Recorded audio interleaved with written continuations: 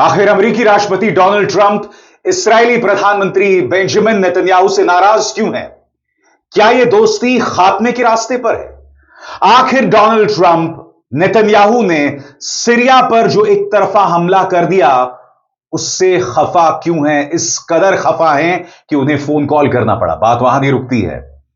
Israel ने Gaza के अंदर एक कैथोलिक चर्च पर हमला कर दिया जिसमें कई लोगों की मौत हो गई थी, और यह भी दोनों देशों के बीच तनाव का सबब बन गया है।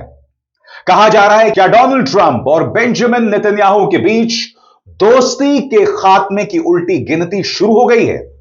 क्या सीरिया, गाजा और ईरान ये तीन मुख्य वजह हैं डोनाल्ड ट्रंप और नेतन्याहू के बीच में दुश्मनी की, या कम से कम उसके जो बीज बोए जा रहे हैं? सबसे पहले दोस्तों मैं आपको बतला दूं कि पिछले 80 सालों से अमेरिकी शासन में यहूदी लॉबी जो है वो बहुत स्ट्रांग रही है। लिहाजा यह कहना कि दोनों की दोस्ती खत्म हो जाएगी मुश्किल है। मगर आप एक बहुत बड़ी बात भूल रहे हैं। इस वक्त इसराइल पर आसीन है एक ऐसा व्यक्ति जो एक खूंखार राक्षस के तौर पर हो गया है। एक ऐसा व्यक्ति जो अपनी जान बचाने के लिए सभी देशों पर हमला कर रहा है, आसपास के सभी देशों पर हमला कर रहा है। उसने गजा में 60,000 लोगों का नरसंहार कर डाला, लेबनान पर हमला कर डाला। यह वो व्यक्ति है जिसने ईरान पर हमला कर दिया। यह वो व्यक्ति है जिसने सीरिया में भी हमला कर डाला। स्वाभाविक सी बात है दोस्तों, इसराइल इस वक्त वो इसराइल नहीं रहा जो कुछ सालों पहले तक था कि अमेरिका सब कुछ बर्दाश्त करता रहे। नेतन्याहू एक ऐसा शख्स है जो अपनी जान बचाने के लिए, जेल जाने से बचने के लिए यह तमाम हरकतें कर रहा है जो अमेरिका के लिए मुश्किल का सबब बन रही है, शर्मिंदगी का सबब बन रही है। डोनाल्ड ट्रंप वो व्यक्ति है जो बहुत ज्यादा सेल्फिश है, स्वार्थी है। यह व्यक्ति सिर्फ धंधा देखता है, यह व्यक्ति सिर्फ पैसा देखता है। और यह व्यक्ति यानी डोनाल्ड ट्रंप ये लगातार देख रहा है कि किस तरह से बेंजामिन नेतन्याहू मध्य पूर्व में अमेरिका के बिजनेस इंटरेस्ट को तबाह कर रहे हैं। अब स्वाभाविक सी बात है, अगर डोनाल्ड ट्रंप के सामने चुनाव करने की बारी आ जाए, इसराइल के साथ दोस्ती या धंधा, तो आप खुद बताइए डोनाल्ड ट्रंप किसका चुनाव करेंगे? इन दोनों के बीच जो तनाव का सबब है दोस्तों, वो है सीरिया पर जिस तरह से इसराइल ने हमला कर दिया है, और ट्रंप इसके लिए तैयार नहीं है। ट्रंप इनफैक्ट सख्ते में आ गए थे जैसे ही सीरिया पर इसराइल ने हमला किया। अब तक इसराइल क्या करता था? वो जो भी कदम उठाता था पहले अमेरिका से इजाजत लेता था, मगर अब ऐसा नहीं ले रहा है। क्यों?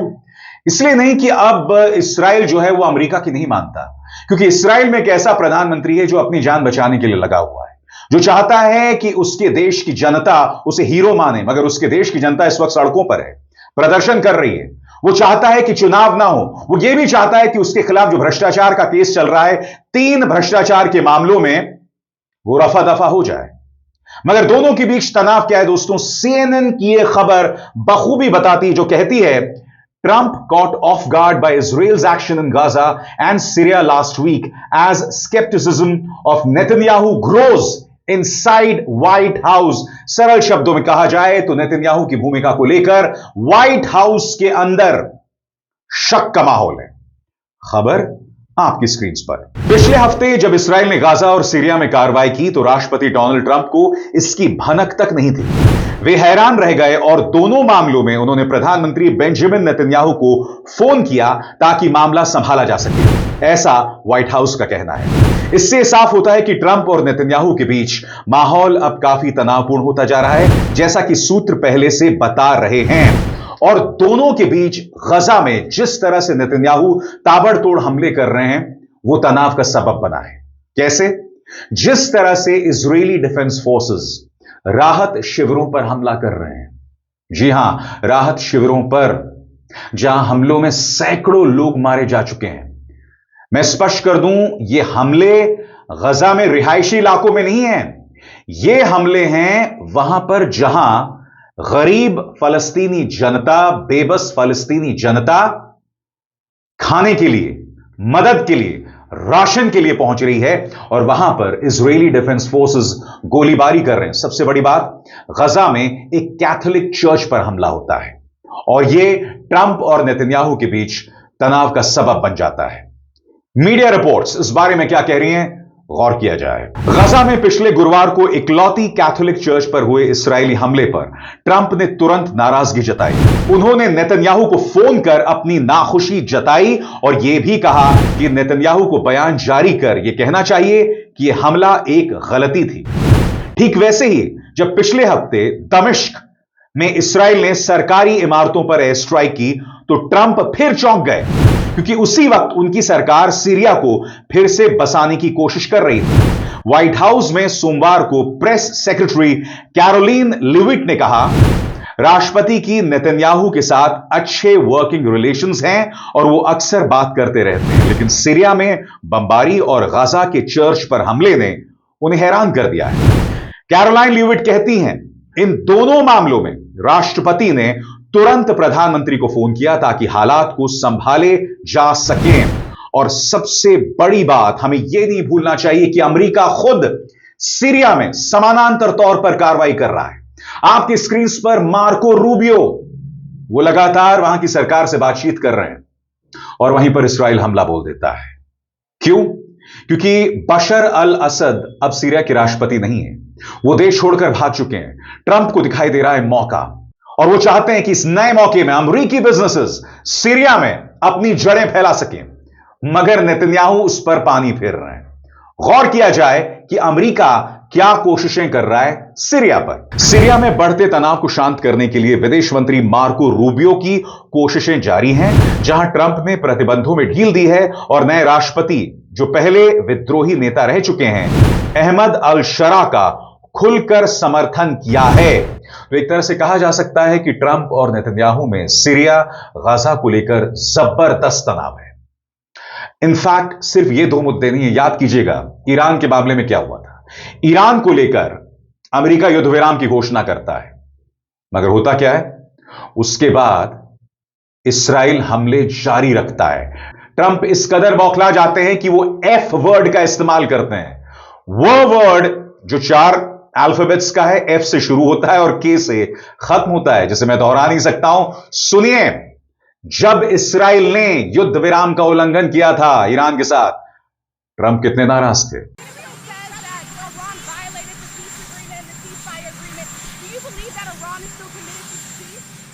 Yeah, I do. They violated it, but Israel violated it too. Israel, as soon as we made the deal, they came out and they dropped a load of bombs, the likes of which I'd never seen before. The biggest load that we've seen. I'm not happy with Israel. You know, when I say, okay, now you have 12 hours, you don't go out in the first hour and just drop everything you have on them. So I'm not happy with them. I'm not happy with Iran either. But I'm really unhappy if Israel's going out this morning because of one rocket that didn't land, that was shot, perhaps by mistake, that didn't land. I'm not happy about that. You know what? We basically have two countries that have been fighting so long and so hard that they don't know what the they're doing. Do you understand that? और याद कीजिएगा उस वक्त Trump ने क्या कहा था आपके स्क्रीन पर।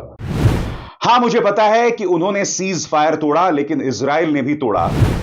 जैसा ही हमने डील करवाई, इस्राएल ने बम बरसा दिए, वो भी इतने बड़े लेवल पर कि पहले कभी नहीं देखा गया। सबसे भारी बमबारी मैंने यही देखा।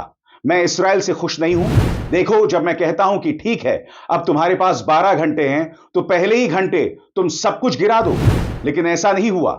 तो हां, मैं इस्राएल से भी खुश नहीं हूं, ईरान से भी। और आगे बढ़ने से पहले एक जरूरी संदेश। मेरे कार्यक्रमों के लिए आप नोटिफिकेशन का इंतजार मत कीजिए। मेरे चैनल में जाइए और खुद जाकर कार्यक्रम देखिए और रहिए अपडेटेड। और हां, ज्वाइन कीजिए मेरा चैनल। देखिए यह जरूरी संदेश। स्वतंत्र और आजाद पत्रकारिता का समर्थन कीजिए।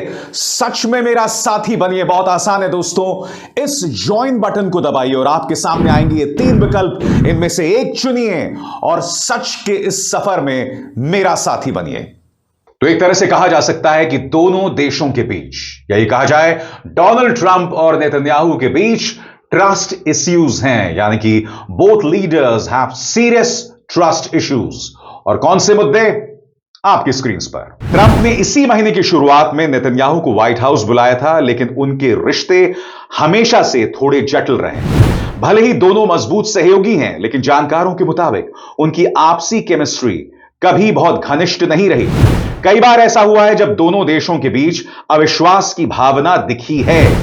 सबसे बड़ी बात गाजा को लेकर।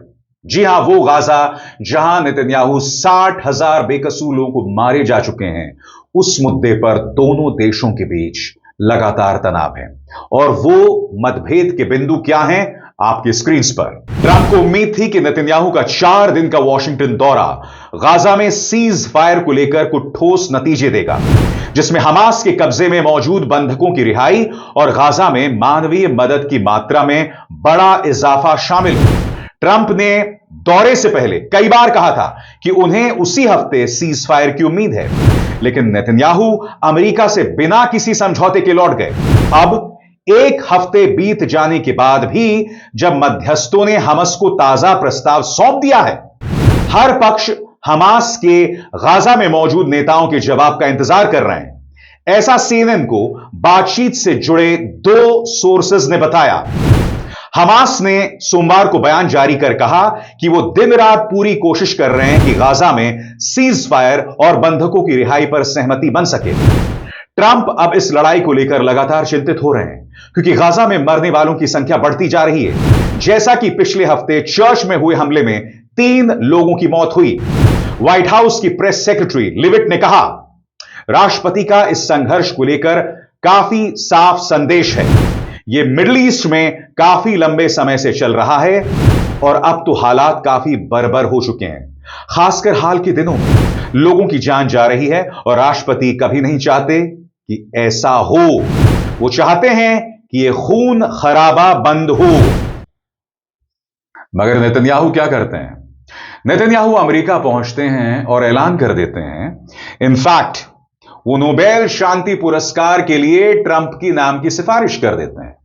एक शिगुफा छोड़ देते हैं, यानी ट्रंप पर किस तरह से बटरिंग की जाए, ट्रंप की कैसे मालिश की जाए, यह उन्हें पता है, बखूबी पता है। आपको याद होगा जब भारत और पाकिस्तान के बीच 3 दिन की जंग चली, ऑपरेशन सिंदूर, उसके बाद पाकिस्तान ने क्या किया? अमेरिका को मनाने के लिए, ट्रंप को पटाने के लिए उन्होंने ट्रंप के नाम की सिफारिश कर दी नोबेल शांति पुरस्कार के लिए। वो ट्रंप जिसका शांति से दूर दूर तक नाता नहीं है, वो ट्रंप जिसने ईरान में B-2 बॉम्बर्स के जरिए उनके 3 न्यूक्लियर साइट्स पर हमले किए, उसका नाम नोबेल शांति पुरस्कार के लिए। क्योंकि हकीकत यह दोस्तों, चाहे इस्राइल हो या पाकिस्तान, दोनों अव्वल दर्जे के अवसरवादी देश हैं और वो हर कीमत पर अपने आप को बचाना चाहते हैं। यही वजह है कि वो ट्रंप की चाटुकारिता कर रहे हैं। मगर हकीकत यह भी है कि ये दोनों ही देश ट्रंप के लिए, अमेरिका के लिए सबसे बड़ा सिरदर्द भी बन रहे हैं। और ये पूरी बात मैंने आपको बहुत ही आसान लफ्जों में समझाई है दोस्तों। क्या अमेरिका और नेतन्याहू या ट्रंप और नेतन्याहू का रिश्ता खत्म होने वाला है? क्या उल्टी गिनती शुरू हो गई है? क्या आने वाले दिनों में इस्राइल अपने आप को दुनिया में अलग थलग पाने वाला है? और याद कीजिएगा, कल ही मैंने आपको बताया था कि इंटरनेशनल क्रिमिनल कोर्ट से भी नेतन्याहू को राहत नहीं मिली है। उन्होंने अपील दी थी कि इंटरनेशनल क्रिमिनल कोर्ट गिरफ्तारी वारंट को वापस ले ले। इंटरनेशनल क्रिमिनल कोर्ट ने कहा ऐसा कुछ नहीं होने वाला है। इसीलिए आने वाले दिनों में आप देखेंगे कि ट्रंप के तेवर बदलेंगे जैसे जैसे नेतन्याहू की हरकतें बढ़ती जाएंगी। अभिसार शर्मा को दीजिए इजाजत। नमस्कार।